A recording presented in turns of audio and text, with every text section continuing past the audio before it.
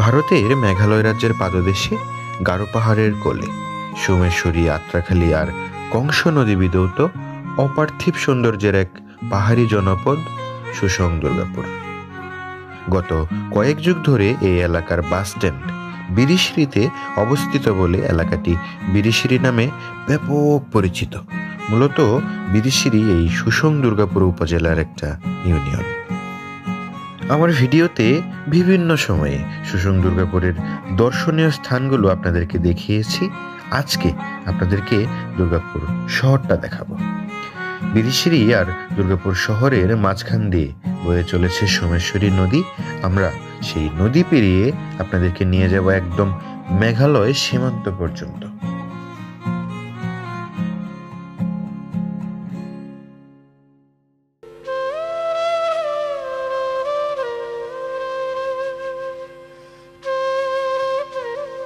1280 খ্রিস্টাব্দের দিকে বৈশ্যগারো নামে এক অত্যাচারী রাজার শাসনে এই এলাকার লোকজন যখন অতিষ্ঠ, তখন এই ছোট্ট পাহাড়ি জনপদে প্রচুর সঙ্গী সাথী নিয়ে ভ্রমণে আসেন সোমেশ্বর পাঠক নামে এক অভিযাত্রী। এই সোমেশ্বর পাঠক সেই অত্যাচারী রাজাকে যুদ্ধে পরাস্ত করে সুসঙ্গ নামে এক সমাজতান্ত্রিক রাজ্য প্রতিষ্ঠা করেন। তারই নামানুসারে সোমেশ্বরী নদীর নামকরণ করা হয়েছে।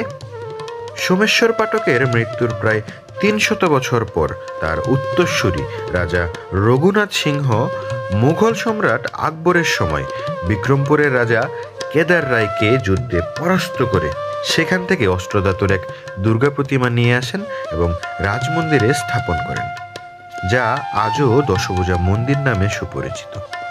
তখন থেকেই শুসং শব্দের সাথে দুর্গাপুর নামটা যুক্ত হয়ে এই এলাকার নাম হয় শুসং দুর্গাপুর। দুর্গাপুর থানা গঠিত হয় সেই ব্রিটিশ শাসনামলে 1874 সালে। ব্রিটিশ শাসনামল থেকেই এখানে দেওয়ানি ও ফৌজদারি আদালত রয়েছে। স্বাধীনতার পর 1982 সালে গঠিত হয় দুর্গাপুর উপজেলা।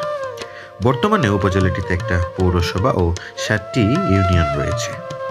প্রাচীন এই শুসং জনপদে জন্ম নিয়েছেন মনা সর্দার, কুমুদিনী হাজং, রাশিমণি হাজং, কমরেড মণি সিংহ, জালালউদ্দিন তালুকদার, আব্দুল করিম আব্বাসী সহ অনেক বিখ্যাত মানুষ, যাদের কথা আমার এই ছোট্ট ভিডিওতে বলে শেষ হবে না।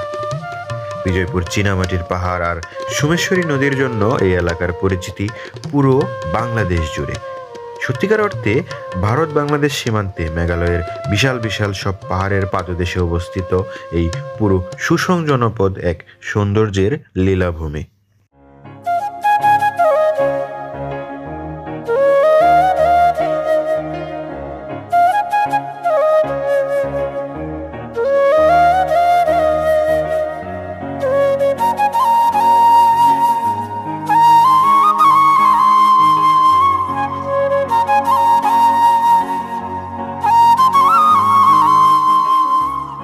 শেষ বিকেলের আলোয় দুর্গাপুর কলমাকান্দা বর্ডার রোড ধরে আমরা পৌঁছে যাই বারোমারি লক্ষ্মীপুর গ্রামে। সবুজের অপার সমারোহ এই গারো পাহাড়। দুই পাহাড়ের মাঝখানে সমতল ভূমি, সমতল ভূমিতে সবুজ শস্য ক্ষেত।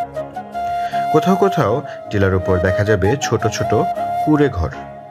পাহাড়ের অসমতল উঁচু নিচু টিলার মধ্য দিয়ে বয়ে গেছে পাহাড়ি ঝিরি ঝর্ণা। সীমান্তের প্রতিটা গ্রাম ভিন্ন ভিন্ন সৌন্দর্যের পসরা সাজিয়ে আপনাদের অপেক্ষায় বসে আছে। সময় পেলে ঘুরে আসুন।